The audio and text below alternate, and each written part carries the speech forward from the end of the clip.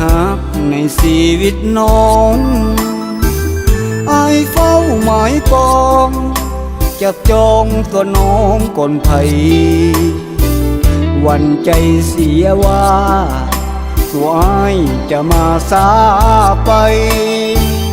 ย้านชายอื่นไกลญาติไป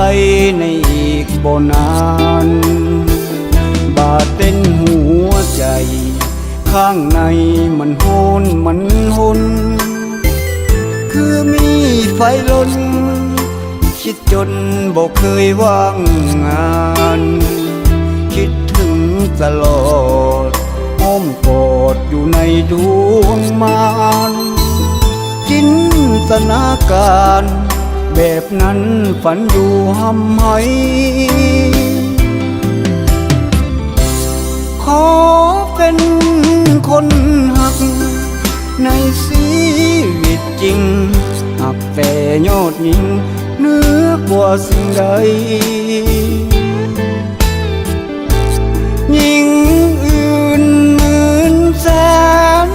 แม้นมาอ้อยใจอายนี่บอกเคยหักน้องคนเดียว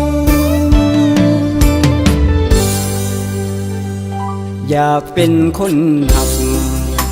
คนหักในชีวิตน้องจะคอยเหลียวมองแต่น้องด้วยใจเด็ดเดียวเห็นมีค่าไหลผ่านกายใจอ้ายน้องเหนียวยิ่งคิดยิ่งเกี่ยวหนึ่งเดียวในชีวิตจริง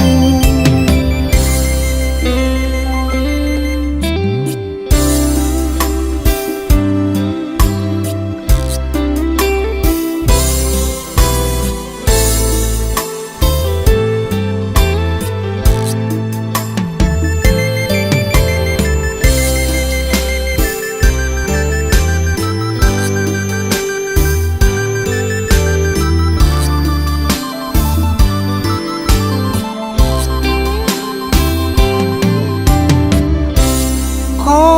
เป็นคนหักในชีวิตจริงหักแต่ยอดยิ่งเหนือกว่าสิ่งใดยิ่งอื่นหมื่นแสน